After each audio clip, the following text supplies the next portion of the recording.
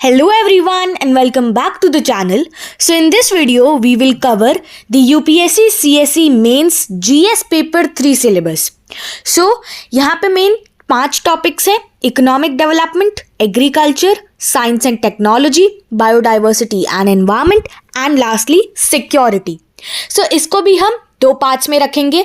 In the first part we will cover the first 2 topics that are economic development and agriculture, और next part में further in the upcoming parts we will study about science and tech, biodiversity and environment and about security.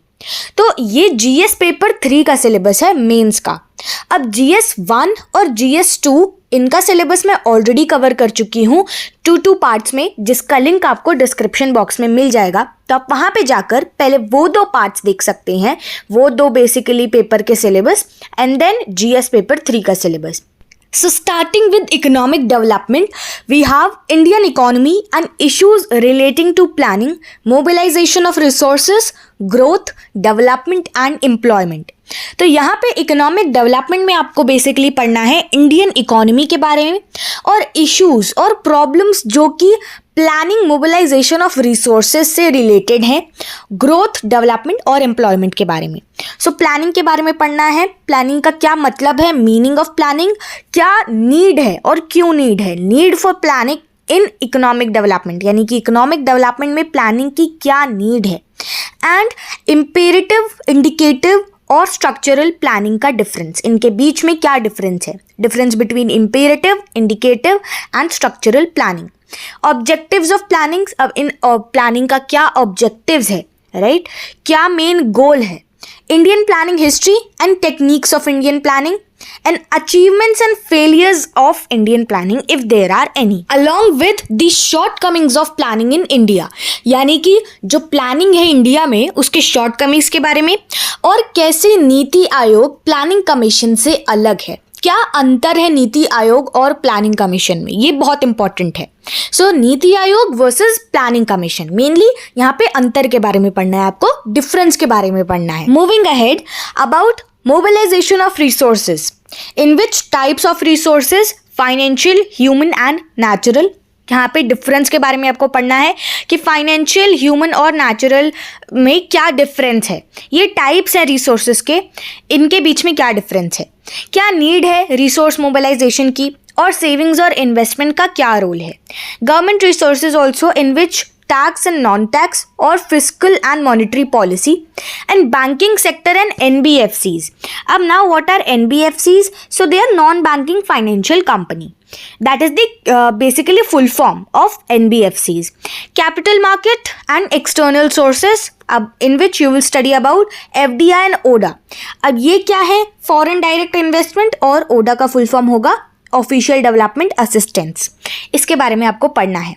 Public borrowing and management of public debt, the challenges that are faced in mobilizing resources for development. क्या issues, क्या problems और challenges हैं जो कि mobilizing resources में देखने को मिलते हैं डेवलपमेंट के लिए, और उन्हें प्रिवेंट करने के लिए क्या स्टेप्स लिए जा सकते हैं, steps that can be taken to prevent the challenges or issues or problems that are arising in mobilizing resources for development. Then comes growth and development. तो उसका क्या मतलब है, ग्रोथ एंड डेवलपमेंट का क्या मतलब है, और ग्रोथ और डेवलपमेंट में क्या अंतर है. Because when you listen both the words growth and development, आपके दिमाग में सिमिलर थॉट्स आते हैं कि डेवलप होना मतलब कि और आगे तरक्की करना, और ग्रोथ का भी मतलब कि और आगे ग्रो करना. सो मेजर डिफरेंसेस के बारे में आपको पढ़ना होगा कि डेवलपमेंट और ग्रोथ में क्या डिफरेंस है. Then determinants of growth and development, importance क्या है, क्या क्या लिमिटेशंस हैं इकोनॉमिक ग्रोथ के, what is jobless growth and about pro poor growth, इनके मतलब के बारे में, meaning of jobless growth and meaning of pro poor growth, balanced and unbalanced growth about it, and dimensions of development, फिर measurement और indicators of development as well. इसके साथ ही साथ approaches to development, जहाँ पे आपको पढ़ना होगा market based approach, role of state and planned approach, mixed economy approach. तो जो डेवलपमेंट के तरफ अप्रोचेस हैं उनके बारे में आपको पढ़ना है, जहाँ पे आपको market based approach, role of state and planned approach, mixed economy approach, ये डिफरेंट टाइप्स के टॉपिक्स हैं, सब टॉपिक्स हैं, इन्हें भी आपको कवर करना है। Challenges to development and growth, क्या क्या चैलेंजेस है जो डेवलपमेंट और ग्रोथ की तरफ बढ़ते हैं, they are rising, and issues and the problems. Then comes employment, that is extremely important from the perspectives of both the examinations, your prelims and mains, both. So nature of rural and urban, so यहाँ पे difference, again the difference, क्या अंतर है rural और urban में, formal versus informal, wherever you see versus you have to understand कि ये यहाँ पे डिफरेंस के बारे में आपको पढ़ना है, क्या अंतर है, right. And terms and types and terms related to development that can range from labor force participation rate, then employment rate, working age population and etc. What does it mean? क्या मतलब है इसका, labor force participation rate का क्या मतलब है और इसमें क्या क्या होता है, all the subtopics, employment rate, working age population and etc. Then sectoral distribution of employment, quality of employment, causes of lack of employment, क्यों कमी है एम्प्लॉयमेंट की, ठीक है, why are people not getting employed, क्यों वो लोगों को जॉब नहीं मिल रही है, क्या कॉजेज हैं, क्या कारण है जिससे इसकी कमी है। And then restructuring of workforce and government initiatives for generating employment, government ने क्या क्या इनिशिएटिव्स लिए हैं so that to generate employment generate करने के लिए the government initiatives, very important. Then comes inclusive growth and issues arising from it. Inclusive growth means growth of all, ठीक है, सबके ग्रोथ के लिए, और बट इससे इश्यूज भी अराइज हो रहे हैं, तो क्या क्या अराइज हो रहे हैं इससे। सो बेसिकली अभी आपने सुना भी होगा, आप सबने सुना होगा, दैट इज सबका साथ सबका विकास। So that is we can say एक स्लोगन और statement that the government has made, that is also inclusive growth, यही इंक्लूसिव ग्रोथ होता है, ठीक है, यानी कि growth for all. So what is inclusive growth and elements of it, elements के बारे में, और हमें ये क्यों चाहिए, ऐसा क्यों है कि सबका विकास और सबका growth is important, so why is it needed, और इसकी नेसेसिटी के बारे में। Indicators of inclusive growth and challenges in achieving inclusive growth in India, India में इंक्लूसिव ग्रोथ अचीव करने के लिए, इंक्लूसिव जैसा मैंने बताया सबके ग्रोथ को अचीव करने के लिए क्या क्या चैलेंजेस हैं और इश्यूज हैं। And 12th year, the 12th 5-year plan and inclusive growth, very important.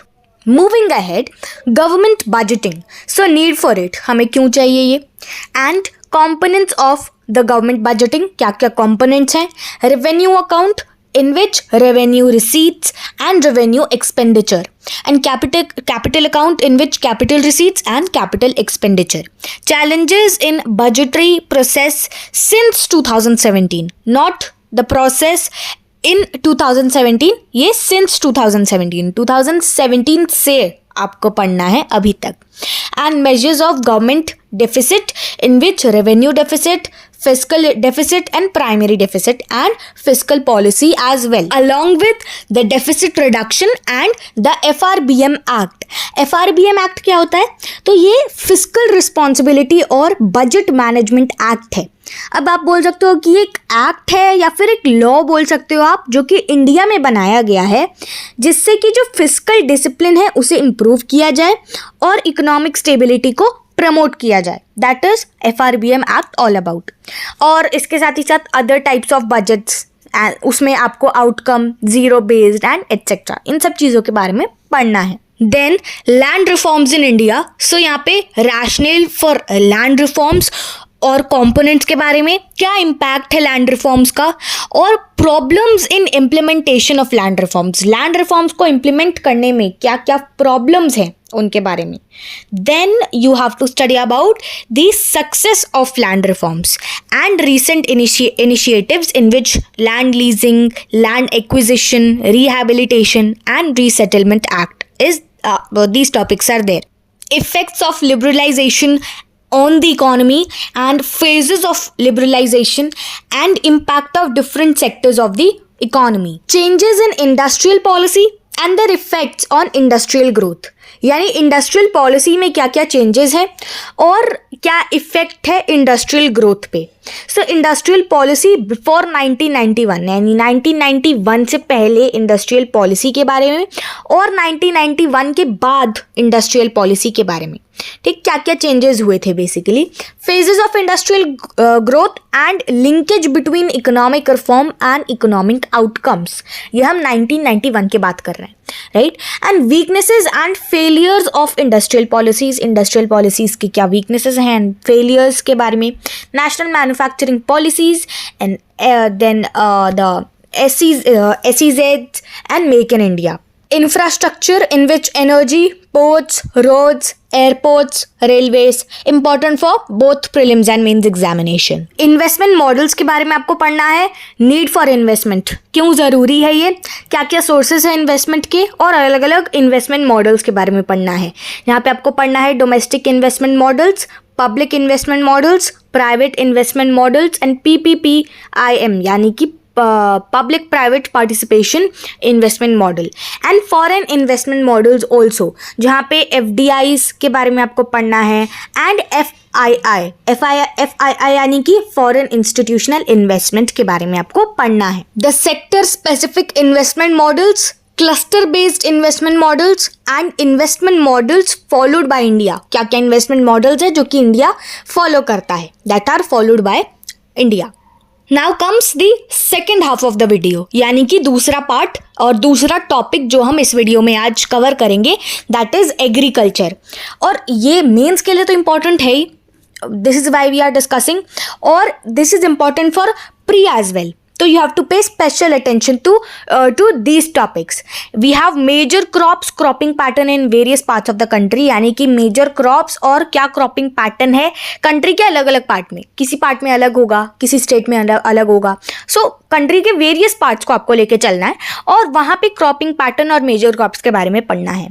क्या इंपॉर्टेंस है क्रॉपिंग पैटर्न का, सिग्निफिकेंस ऑफ क्रॉपिंग पैटर्न, अलग अलग टाइप के क्रॉपिंग पैटर्न के बारे में पढ़ना है, और क्या रीज़न है कि क्रॉपिंग पैटर्न डिफ़र करता है, क्यों जो क्रॉपिंग पैटर्न है वो किसी और स्टेट में अलग है एंड कंट्री के किसी और पार्ट में अलग है, क्या इसका रीज़न है, क्यों यहाँ पे डिफरेंस देखने को मिलता है, और क्या क्या फैक्टर्स हैं जो कि इन्फ्लुएंस करते हैं क्रॉपिंग पैटर्न को. अब क्या देखने को तो मिलता है हमें चेंज, क्या क्या फैक्टर हैं और किस रीज़न से देखने को मिलता है, right. Emerging trends in cropping pattern and the long run effects of current trends in cropping pattern also. Different types of irrigation and irrigation systems storage. Irrigation मतलब सबको पता होगा कि जो क्रॉप्स हैं उनमें पानी देना, हिंदी में उसे सिंचाई बोलते हैं, right. So different types of irrigation and irrigation system storage, यानी कि अलग अलग तरीके होते हैं सिंचाई के, अलग अलग टाइप्स के इरिगेशन होते हैं. कुछ स्प्रिंकलर होता है कि वो पूरा घूमता है, राइट, एंड और मैनुअली भी होता है. तो there are different types of irrigation systems. So modes of irrigation, sources of it, और चूजिंग एन इरिगेशन सिस्टम की कौन से जगह के लिए according to the climate and according to the place where the state is located. तो जगह और क्लाइमेट एंड सब चीज़ों को देखकर कौन सा इरिगेशन सिस्टम बेस्ट है उस पर्टिकुलर जगह के लिए.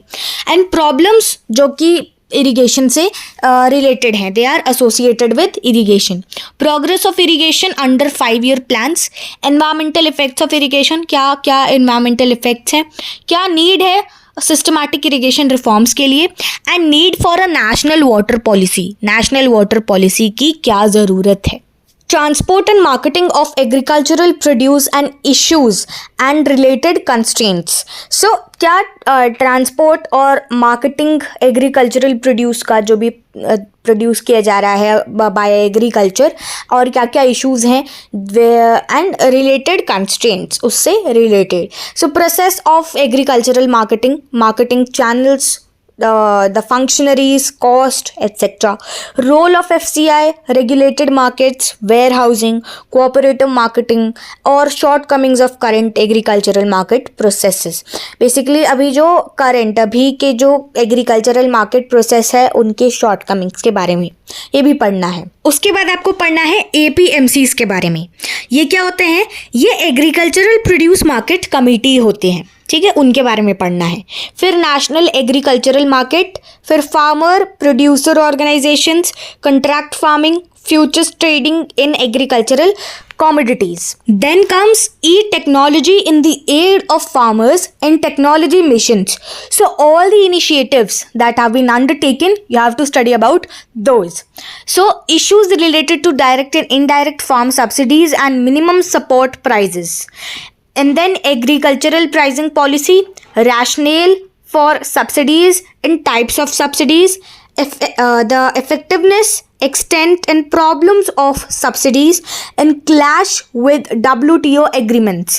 Basically all the issues जो कि डायरेक्ट और इनडायरेक्ट फार्म सब्सिडीज से रिलेटेड हैं और मिनिमम सपोर्ट प्राइसेस के बारे में आपको पढ़ना है और जो सब्सिडीज़ हैं उनके रैशनेल के बारे में पढ़ना है, अलग अलग टाइप्स के सब्सिडीज़ के बारे में पढ़ना है एंड इफ़ेक्टिवनेस और एक्सटेंट और प्रॉब्लम्स क्या क्या हैं, इश्यूज़ क्या क्या हैं सब्सिडीज़ के बारे में पढ़ना है और clash with the WTO agreements. Then public distribution system, objectives, functioning, limitations and revamping. तो जो पब्लिक डिस्ट्रीब्यूशन सिस्टम है उसके ऑब्जेक्टिव्स, फंक्शनिंग, क्या लिमिटेशंस हैं और रिवैम्पिंग के बारे में पढ़ना है. So basically you have to study about the objectives and significance और इम्पॉर्टेंस. सिग्निफिकेंस मतलब कि इम्पॉर्टेंस के बारे में.